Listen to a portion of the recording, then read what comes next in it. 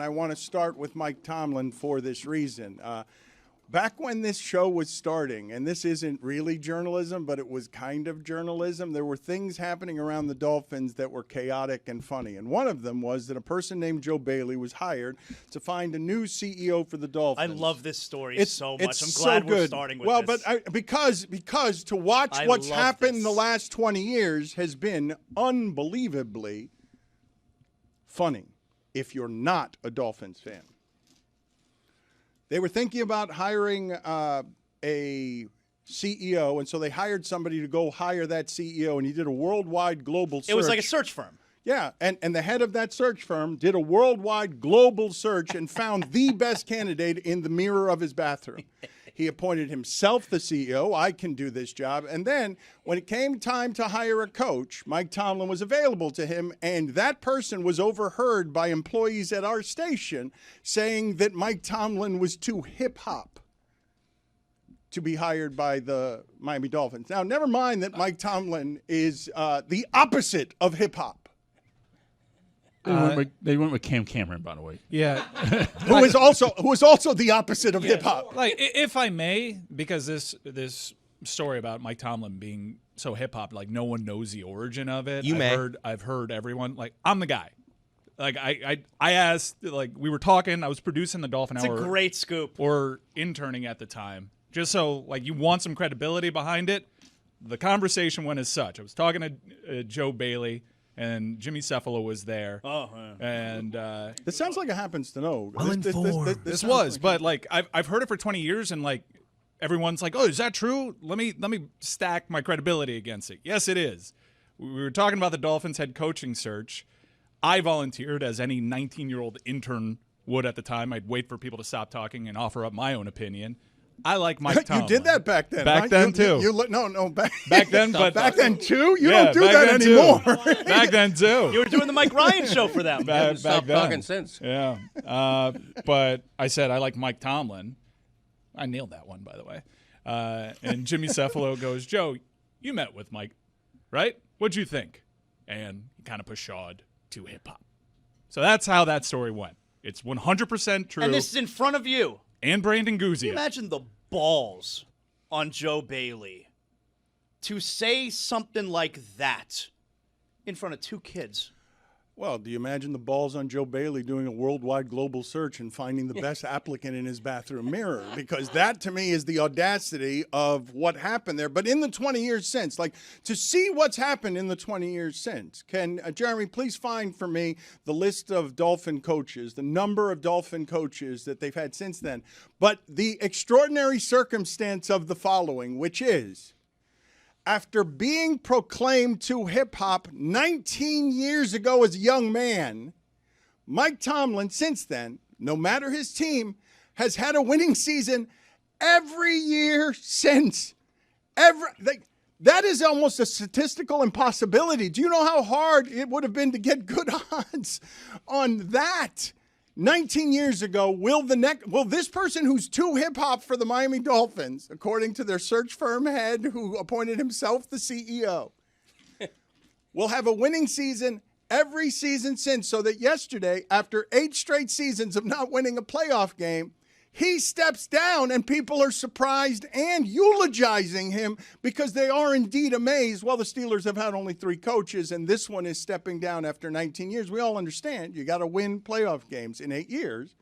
But I think Zaz might be able to do this off the top of his head. Dolphin coaches for the last 19 years since the Dolphins thought that Mike Tomlin was too hip-hop. Let's get Zaslow to try and see if he can get all the interim coaches here, too. All the names since Mike Tomlin was not hired by the Miami Dolphins. But to have that put against the Dolphins never winning also in those 20 years and having this assortment of leadership changes while the Steelers had only Shula in charge for 19 years. They basically put Shula for 19 years. They got a chance to hire another Shula. I want to get Greg Cody's thoughts on hiring Chris Shula because to me, there's no better candidate than that. That's the best candidate there is for the Miami Dolphins job, I think. And it's not just the name. It's go get me one of the McVay guys who's going to do things smartly and differently and youngly. But give me your list, Zaslow. Yeah. See how close you can come. I'm pretty sure I could do it. Cam Cameron, then you had Tony Sperano, Dan Campbell, interim coach. You're skipping a different interim coach and different head coach. Jim Bates? Oh, Todd Bowles. Todd Bowles. Yeah. Todd Bowles is the interim coach. Yeah, Jim Bates was once at. Todd Bowles, all right, Sperano, Dan Campbell, Adam Gase. Joe is Philbin. in there. Philbin was before. Brian Flores. And here we are, Mike McDaniel. I think you're That's going right. to. So you went missing Cam Cameron. any interim coaches? It's Cam Cameron, Tony Sperano.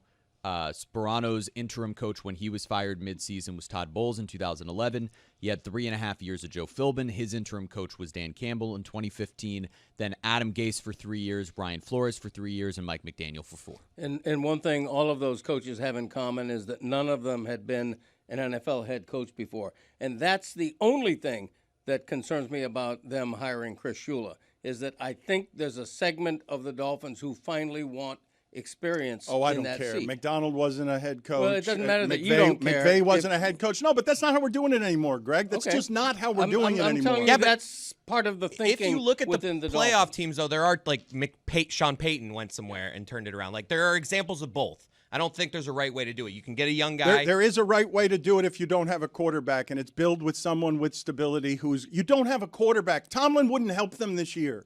Tomlin's tried for 8 years to win without a quarterback. That's how it goes. Like, don't Tomlin, don't Harbaugh. Those guys can't fix it.